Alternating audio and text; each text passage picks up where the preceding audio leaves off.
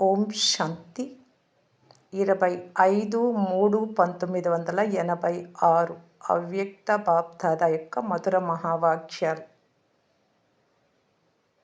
సంగమ యుగము హోలీ జీవితం యొక్క యుగం, పవిత్ర జీవితం యొక్క యుగం. ఈరోజు బాప్దాద సర్వస్వరాజ్యాధికారి అలౌకిక రాజ్యసభను చూస్తూ ఉన్నారు. ప్రతి ఒక్క శ్రేష్ఠ ఆత్మపై మెరుస్తూ ఉన్న ప్రకాశ కిరీటాన్ని చూస్తూ ఉన్నారు. ఈ రాజ్యసభయే హోలీ సభ.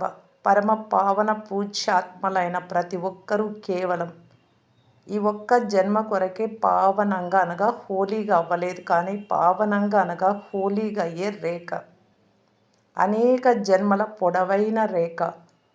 మొత్తము కల్పంలో ఇతర ఆత్మలు కూడా పావనంగా హోలీగా అవుతాయి. పావన్ ఆత్మలు ధర్మపితల రూపంలో ధర్మస్థాపన చేసేందుకు నిమిత్తులుగా అవుతాయి. అలాగే మహాన్ ఆత్మలుగా పిలువబడే చాలామంది కూడా పావనంగా అవుతారు, కానీ వారు పావనంగా అవ్వటంలో మరియు పావన ఆత్మలైన మీలో చాలా తేడా ఉంది. పావనంగా అయ్యేందుకు మీ సాధనం అతి సహజం, ఎటువంటి కష్టము లేదు. ఎందుకంటే బాబా నుండి ఆత్మలైన మీకు సుఖము, శాంతి, పవిత్రతల వారసత్వం సహజంగా లభిస్తుంది. ఈ స్మృతి ద్వారా సహజంగా మరియు స్వతహాగానే అవినాశిగా అవుతారు. ప్రపంచంలోని వారు పావనంగా అవుతారు, కానీ కష్టంగా అవుతారు. మరియు వారికి 21 జన్మలకు వారసత్వ రూపంలో పవిత్రత ప్రాప్తించదు. ఈ రోజును ప్రపంచము లెక్కలో హోలీ రోజు అని అంటారు. వారు హోలీని జరుపుకుంటారు మరియు మీరు స్వయమే పరమాత్మ సాంగత్యపు రంగులో రంగరింపబడే హోలీ ఆత్మలుగా అవుతారు. జరుపుకోవడం కొద్ది సమయం వరకు ఉంటుంది, అవ్వటం జీవితం కొరకు ఉంటుంది. వారు రోజును జరుపుకుంటారు హోలీగా, మరియు మీరు హోలీ జీవితాన్ని, పవిత్ర జీవితాన్నే తయారు చేసుకుంటారు. ఈ సంగమ యుగము హోలీ జీవితం యొక్క యుగం. మరి రంగులో రంగరింపబడ్డారు అనగా తొలగించుకునే అవసరం లేని అవినాశి రంగు అంటే బాబా ప్రభావం పడింది. సదాకాలం కొరకు బాబా సమానంగా అయ్యారు. సంగమ యుగంలో నిరాకార తండ్రి సమానంగా కర్మాతీత్ నిరాకారి స్థితిని అనుభవం చేస్తారు. మరియు 21 జన్మలు బ్రహ్మ తండ్రి సమానంగా సర్వగుణ సంపన్నమైన సంపూర్ణ నిర్వికారి శ్రేష్ఠ జీవితం సమానంగా అనుభవం చేస్తారు. కనుక మీ హోలీ ఏమిటి అంటే సాంగత్యపు ప్రభావంలో తండ్రి సమానంగా అవ్వటం. కనుక సమానంగా తయారు చేసే అటువంటి దృఢమైన రంగు ఉండాలి. ఇటువంటి హోలీని ప్రపంచంలో ఎవరైనా ఆడతారా? తండ్రి సమానంగా తయారు చేసే హోలీని ఆడేందుకు వస్తారు. తండ్రి ద్వారా ప్రతి ఆత్మపై రకరకాలైన ఎన్ని అవినాశి రంగులు పడతాయి. జ్ఞాన రంగు, స్మృతి రంగు, అనేక గుణాల రంగు, శక్తుల రంగు, శ్రేష్ఠ దృష్టి, శ్రేష్ఠ వృత్తి, శ్రేష్ఠ భావన, శ్రేష్ఠ కామనలు స్వతహాగానే సదా తయారై ఉండాలి. ఈ ఆత్మిక రంగు ఎంత సహజంగా పడుతుంది? హోలీగా అయ్యారు, పవిత్రంగా అనగా హోలీ జరుపుకున్నట్లు. అటువంటి హోలీని జరుపుకుంటారు. ఎటువంటి గుణము అటువంటి రూపం తయారవుతుంది. ఆ సమయంలో ఎవరైనా వారి ఫోటో తీసినట్లయితే ఎలా అనిపిస్తుంది? వారు హోలీని జరుపుకొని ఎలా అవుతారు? మరియు మీరు హోలీని జరుపుకుంటే ఫరిస్తాల నుండి దేవతలుగా అవుతారు. నిజానికి అన్నీ మీ స్మృతి చిహ్నాలే, కానీ ఆధ్యాత్మిక శక్తి లేని కారణంగా ఆధ్యాత్మిక రూపంతో జరుపుకోలేరు. బాహ్యముఖత ఉన్న కారణంగా బాహ్యముఖ రూపంతోనే జరుపుకుంటూ ఉంటారు. మీ యథార్థ రూపంతో మంగళ మిలనమును జరుపుకోవాలి. హోలీ విశేషత కాల్చడం, తర్వాత జరుపుకోవడం, ఆ తర్వాత మంగళ మిలనం చేయటం. ఈ 3 విశేషతలతో స్మృతి చిహ్నం తయారై ఉంది మీ జ్ఞాపకార్థంగా. ఎందుకంటే మీరందరూ హోలీగా అయ్యేందుకు ముందుగా పాత సంస్కారాలు, పాత స్మృతులు అన్నింటినీ యోగాగ్నితో కాల్చారు. అప్పుడే తండ్రి సాంగత్యపు రంగులో అంటే ప్రభావంలో హోలీని జరుపుకున్నారు అనగా తండ్రి సమానంగా సాంగత్యపు రంగును వేశారు.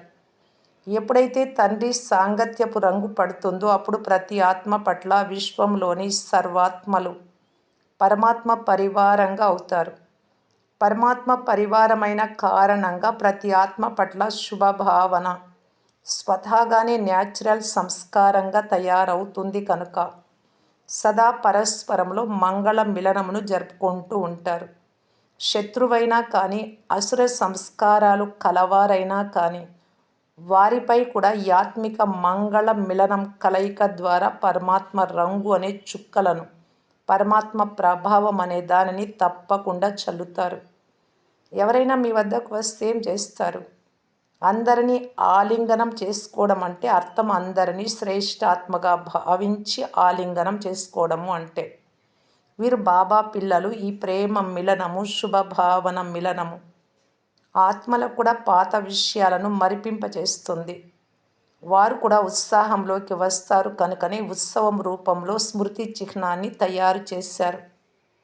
కనుక తండ్రితో హోలీని జరుపుకోవటము అనగా అవినాశి ఆత్మిక రంగులో తండ్రి సమానంగా అవ్వటం. వారైతే ఉదాసీనంగా ఉంటారు కనుక సంతోషాన్ని జరుపుకోవడం కోసం ఈ రోజును పెట్టుకున్నారు.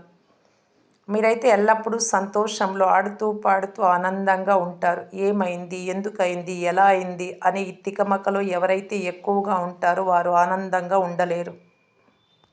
మీరు త్రికాలదర్శులుగా అయ్యారు కనుక ఇక ఏమిటి, ఎందుకు, ఎలా అనేటటువంటి సంకల్పాలు తలెత్తలేవు. మీకు 3 కాలాల కోసము తెలుసు. ఎందుకు జరిగింది, ముందుకు వెళ్లేందుకు ఇది పరీక్ష అని తెలుసు. ఎందుకు జరిగింది, నథింగ్ న్యూ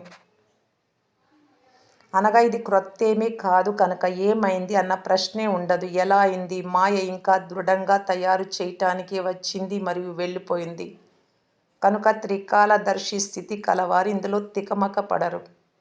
ప్రశ్నతో పాటుగా సమాధానం వస్తుంది. ఎందుకంటే త్రికాలదర్శులు.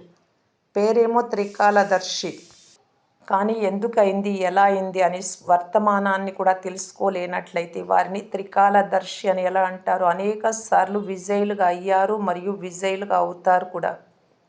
మేము బ్రాహ్మణుల నుండి ఫరిస్తాలుగా, ఫరిస్తాల నుండి దేవతలుగా అయ్యేవారమని ఫాస్ట్ మరియు ఫ్యూచర్, గతము భవిష్యత్తు కూడా తెలుసు. ఇది నేడు మరియు రేపటి విషయం.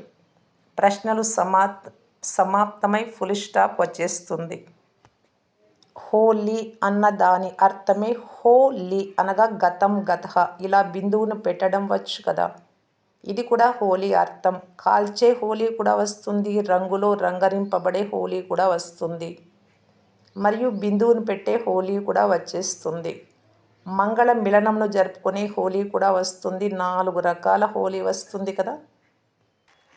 ఒకవేళ ఒక రకం తక్కువైనా కానీ ప్రకాశ కిరీటం సరిగ్గా నిలవదు, పడిపోతూ ఉంటుంది. కిరీటము టైట్గా లేనట్లయితే పడిపోతూ ఉంటుంది కదా. 4 రకాల హోలీని జరుపుకోవడంలో పాస్ అయ్యారా?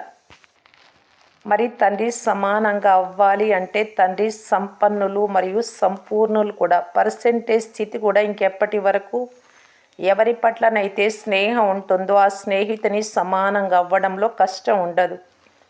తండ్రికి సదా స్నేహిలుగా ఉన్నట్లయితే సదా సమానంగా ఎందుకు లేరు? సహజం కదా. అచ్చా, సదా హోలీ మరియు హ్యాపీగా ఉండే హోలీ హంసలందరికీ ఉన్నతోన్నతమైన తండ్రి సమానంగా హోలీ అయ్యేందుకు అవినాశి అభినందనలను ఇస్తూ ఉన్నారు. సదా తండ్రి సమానంగా అయ్యేందుకు, సదా హోలీ యుగంలో ఆనందాలను జరుపుకునేందుకు అభినందనలను ఇస్తూ ఉన్నారు. సదా హోలీ హంసలుగా అయ్యి జ్ఞాన రత్నాలతో సంపన్నంగా అయ్యేందుకు అభినందనలను ఇస్తున్నారు. సర్వ రంగులలో రంగరింపబడిన పూజ్యాత్మగా అయ్యేందుకు అభినందనలను ఇస్తున్నారు. సదాకాలమునకు అభినందనలు కూడా మరియు ప్రియ స్మృతులు కూడా. మరియు సేవాధారి తండ్రి యొక్క యజమాని పిల్లలకు సదాకాలం కొరకు నమస్తే కూడా. కనుక ప్రియ స్మృతులు మరియు నమస్తే. ఈరోజు మలేషియా గ్రూప్ ఉంది, సౌత్ ఈస్ట్. మేము ఎక్కడెక్కడో చెల్లా చెదురై ఉన్నాము అని అందరూ భావిస్తూ ఉన్నారు. పరమాత్మ పరివారం అని స్టీమర్ నుండి దిగి ఎక్కడెక్కడికో మూలలకు వెళ్ళిపోయారు. సంసార సాగరంలో మునిగిపోయారు. ఎందుకంటే ద్వాపర యుగంలో ఆత్మిక బాంబుకు బదులుగా శరీర భాను అంటే దేహాభిమానం అనేది బాంబు తగిలింది. రావణుడు బాంబు వేశాడు కనుక స్టీమర్ విరిగిపోయింది. పరమాత్మ పరివారం అనే స్టీమర్ విరిగిపోయింది. ఎక్కడ ఆధారం దొరికితే అక్కడికి వెళ్ళిపోయారు. మునిగిపోయే వారికి ఏదైనా ఆధారం దొరుకుతుంది అంటే అది అందుకుంటారు కదా. మీ అందరికీ కూడా ఏ ధర్మం ఏ దేశం నుండి కాస్త ఆధారం దొరికితే అక్కడికి చేరుకున్నారు. కానీ సంస్కారం అయితే అదే కదా. కనుక ఇతర ధర్మంలోకి వెళ్ళినా కూడా మీ వాస్తవిక ధర్మం యొక్క పరిచయం లభించటం వలన చేరుకున్నారు. మొత్తం విశ్వంలో వ్యాపించారు. ఇలా విడిపోవడం కూడా కళ్యాణకారి అయింది. అనేక ఆత్మలను బయటకు తీసేందుకు ఒకరు కార్యమును చేశారు. విశ్వంలో పరమాత్మ పరివారం యొక్క పరిచయం ఇచ్చేందుకై కళ్యాణకారిగా అయ్యారు. అందరూ ఒకవేళ భారతదేశంలో ఉన్నట్లయితే విశ్వంలో సేవ ఎలా జరిగేది? అందుకే మూలలకు చేరుకున్నారు. అన్ని ముఖ్య ధర్మాలలోకి ఎవరో ఒకరు చేరుకున్నారు. అన్ని ధర్మాలలోనూ ఉన్నారు. ఒక్కరు వెలువడినా కానీ వారు తమ తోటి వారిని తప్పకుండా మేల్కొల్పుతారు. తప్పిపోయిన పిల్లలను 5000 సంవత్సరాల తర్వాత చూస్తూ ఉంటే బాప్దాదా కూడా సంతోషంగా ఉంది. మీ అందరికీ కూడా సంతోషం కలుగుతుంది కదా. చేరుకోవడం అయితే చేరుకున్నారు, కలుసుకున్నారు కూడా. మలేషియాకు చెందిన విఐపి ఎవ్వరూ ఇప్పటి వరకు రాలేదు. సేవ లక్ష్యంతో వారిని కూడా నిమిత్తులుగా చేయటం జరుగుతుంది. వారు సేవలో తీవ్రగతికి నిమిత్తులుగా అవుతారు కనుక వారిని ముందు ఉంచాల్సి వస్తుంది. తండ్రి కొరకైతే మీరే శ్రేష్ఠ ఆత్మలు. ఆత్మిక నశలోనైతే మీరు శ్రేష్ఠులు కదా. పూజ్యాత్మలైన మీరెక్కడ, మాయలో చిక్కుకుపోయిన వారెక్కడ? బాబా గురించి తెలియని వారికి కూడా పరిచయాన్ని ఇవ్వాలి కదా. సింగపూర్లో కూడా ఇప్పుడు వృద్ధి జరుగుతుంది. ఎక్కడికైతే తండ్రి యొక్క అనన్య రత్నాలు పిల్లలు చేరుకుంటారో ఆ రత్నాలని వెలికి తీస్తారు. ధైర్యం పెట్టి సేవలో తపనతో ముందుకు వెళ్తున్నారు కనుక కష్టానికి ఫలం శ్రేష్టమైనదే లభిస్తుంది. తమ పరివారమును ఒక చోటకు చేర్చాలి. పరివారం నుండి చెల్లాచెదురైపోయిన వారు మళ్ళీ పరివారంలోకి చేరుకుంటే ఎంత సంతోషపడతారు. మరియు హృదయపూర్వకంగా ధన్యవాదాలను గానం చేస్తారు కనుక వారు కూడా పరివారంలోకి వచ్చి ఎన్ని ధన్యవాదాలను గానం చేస్తూ ఉండవచ్చు. నిమిత్తంగా ఈ తండ్రికి చెందిన వారిగా తయారు చేశారు. సంగమ యుగంలో ధన్యవాదాలతో కూడిన మాలలు చాలా వస్తాయి. అచ్చా, ఓం శాంతి.